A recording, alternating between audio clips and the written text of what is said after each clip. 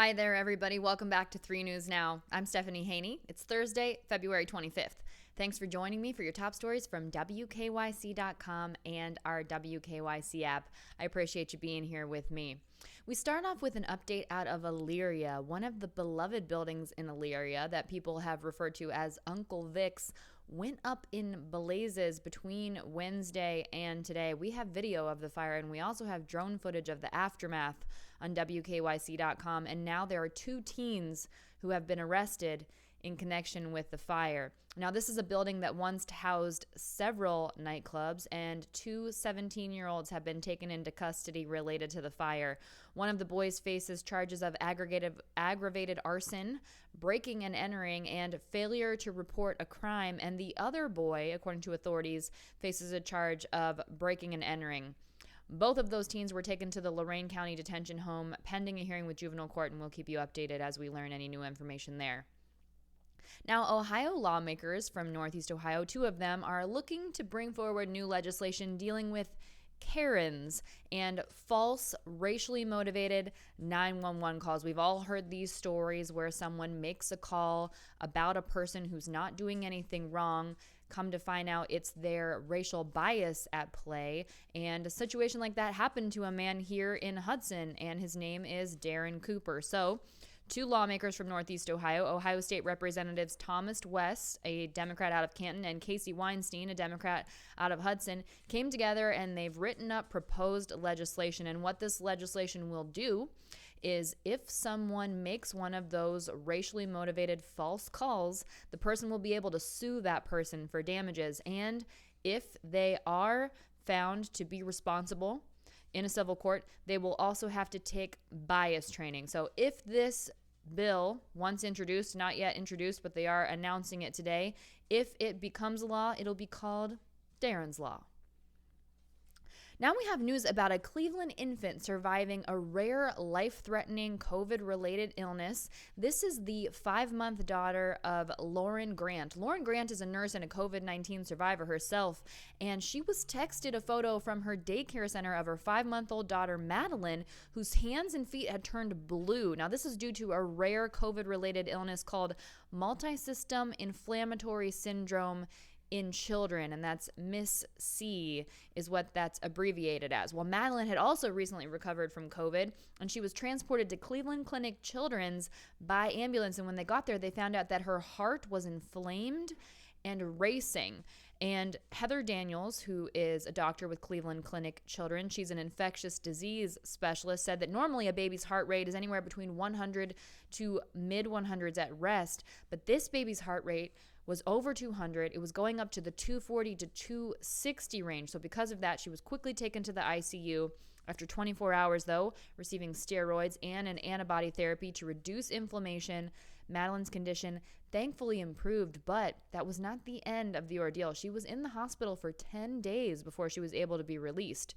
Now, of course, after that first day, she was smiling and moving around and happy again, and her family, her parents, had hope, but again, was in there for 10 days. So doctors are encouraging people to keep a close eye on your children, especially if they have recently recovered from COVID-19.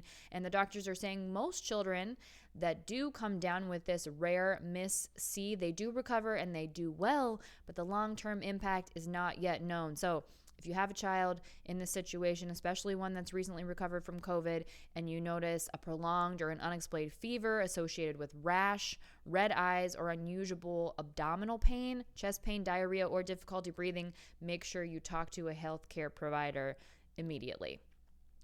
Now, Governor Mike DeWine held his usual Thursday press conference today, and in that press conference, he says next week there'll be at 310,000 first doses for the vaccine here in Ohio. So because of that, the state will be adding more vaccine provider sites. That includes Meijer and Walmart sites and more independent pharmacies like Rite Aid, Kroger, CVS, Walgreens, and local health departments and hospitals will also have more doses. Governor DeWine said that they believe, based on information from the federal government, that once the Johnson & Johnson vaccine is available, which is expected to be recommended for emergency use authorization tomorrow, that Ohio will have another 91,000 COVID vaccines available during the first week after Johnson & Johnson's is approved, assuming it is approved for emergency use.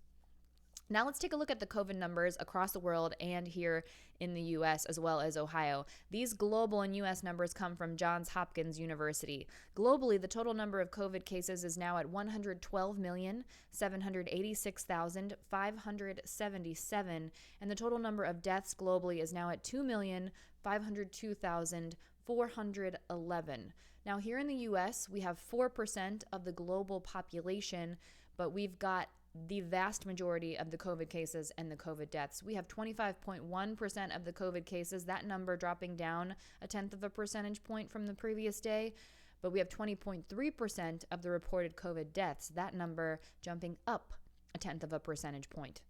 Across the U.S., the total number of COVID cases that have been reported is now at 28,363,932, and the total number of COVID-related deaths that have been reported in the U.S. is 506,807.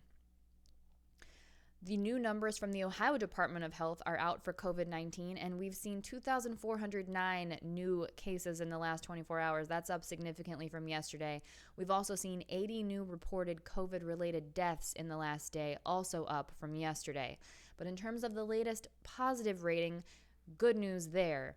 On Tuesday, there were about 45,000 COVID tests done, and 3.2% of them came back positive. So we are under that 5% recommendation by the World Health Organization by a significant amount. That's just over 1,400 tests, by the way, for the math there. And the 7-day average also below that 5% recommendation at 4% now with this new number. We don't have data just yet for the hospitalizations and the ICUs for the last 24 hours, but we do have an update on vaccinations. The total number of complete vaccinations in the state of Ohio is now just over 772,000. That's just under 6.6% of our population. And in the last 24 hours, just a few over 29,300 more people have entered into that category of being completely vaccinated against COVID-19. The number of people who have started the COVID vaccination process here in Ohio is now at 1,531,000, just under that, about 13.1% of our Ohio population. Now here in Cleveland, the Cleveland Metropolitan School District is delaying its shift to in-person learning by 1 week. So they will not be at in-person learning next week, beginning March 1st. That's going to push back a week. Cleveland Schools CEO Erica Gordon says that all students will remain in a remote learning plan for the week of March 1st, that being next week. He said there are a number of important things that must be in place in order to ensure a transition that is not only safe, but is as smooth as possible for students and educators who will be returning to school in both an in-person and remote learning mode. So, phase 1, students returning to school will happen March 8th. Phase 2 will happen March 15th, and Phase 3 will begin the week of March 22nd. This is so that the school system is able to better plan and execute that plan to make sure it's successful for everyone. Gordon does say he's confident that they can complete the transitions through the month of March. Now, just last week, Governor Mike DeWine expressed his disappointment that a handful of districts, including Cleveland, might not meet the state's goal for returning to in-person learning by March 1st. According now today, we know that Cleveland will not meet that goal. Cleveland Metropolitan School District is in the process of vaccinating its staff. Gordon received the first doses of the vaccine on February 9th, and the second dose for CMSD staffers will be administered between March 10th and March 20th.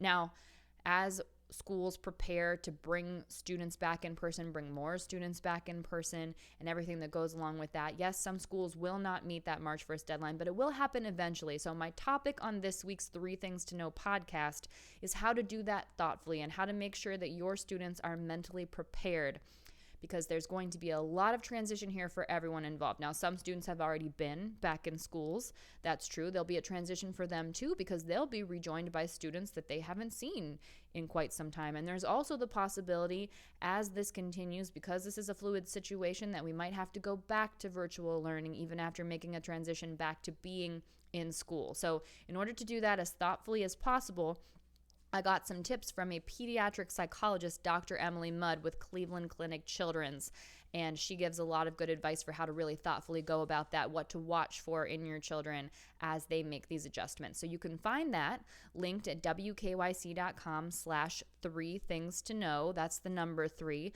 and you can search for it wherever you get your podcasts by searching for 3 Things to Know with Stephanie Haney. We have another update on an event canceled related to COVID-19. The 2021 Geauga County Maple Festival will not be happening as scheduled this year. Organizers said the cost of holding the festival with physical distancing just too great because it's a volunteer effort and they just don't make enough money in order to have it done. They didn't make any money last year because the event had to be canceled. They said in order to be able to have the event in the future, they simply just can't do it this year because it would cost too much with the physical distancing. So here's what's going to happen instead. They'll be selling maple stirs from 12 p.m. to 4 p.m. every Sunday in March and April, except for Easter. And that will be outside the window of the Heritage House for $2 a stir. You do need to wear a mask, and payment can be made by cash, credit card, or Venmo. And also, their event, Tappin' Sunday, that will be live streamed on Facebook at 1 p.m. on March 7th. You can find more about that on WKYC.com. Now, let's talk about sports. Quickly, everybody's been following what's going on with J.J. Watt. A lot of people very excited about the possibility of him coming here to Cleveland, joining Myles Garrett on that defensive line for the Cleveland Browns. Well, according to ESPN's Diana Russini, he's had several contract offers already. It was 2 weeks ago that he announced the Houston Texans had agreed to release him into free agency. And according to ESPN, right now, the best contract offer that he's gotten is between $15 and $16 million. Now, we don't know who that offer is from, but we do know that right now the Cleveland Browns have the salary space to make an offer like that. But Watt has been linked to a lot of teams. In addition to the Browns, he's been linked to the Pittsburgh Steelers, where his two brothers play. Also the Green Bay Packers, the Tampa Bay Buccaneers, which just won the Super Bowl, and the Buffalo Bills and the Tennessee Titans. So just another piece to the puzzle to where J.J. Watt may end up, which we will be watching very closely. And one more story before you go here. Did you play with Mr. Potato Head when you were a kid, or maybe Mrs. Potato Head? Well, it's going to look a little bit different for kids these days if they want to play with the classic potato toy where you can plug in different features and make it look however you want it to look, because it's just going to be called Potato Head now. It's going genderless. Hasbro is releasing a new Potato Head playset that will let kids create their own type of family. That'll include 2 moms or 2 dads. And Mr. and Mrs. Potato Head will live on in some form, but we're just not quite sure what the details are there just yet.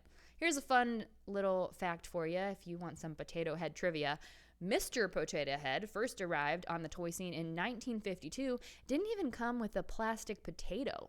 Kids had to supply their own potato to poke eyes, a nose, or a mustache, or lipstick-colored lips and earrings and whatever else into. And then Hasbro, which also makes Monopoly and My Little Pony, bought the Potato Head brand and then eventually added the plastic potato. And that's the Potato Head that I know and love from growing up as a little girl, plastic potato included. That's it for your 3 News Now update from Thursday, February 25th. I'll see you next up on What's New with your trending stories in the Clicking in Cleveland segment, and I'll see you back here tomorrow for more 3 News Now. Everyone, stay safe, be well, enjoy the rest of your afternoon. I'm Stephanie Haney.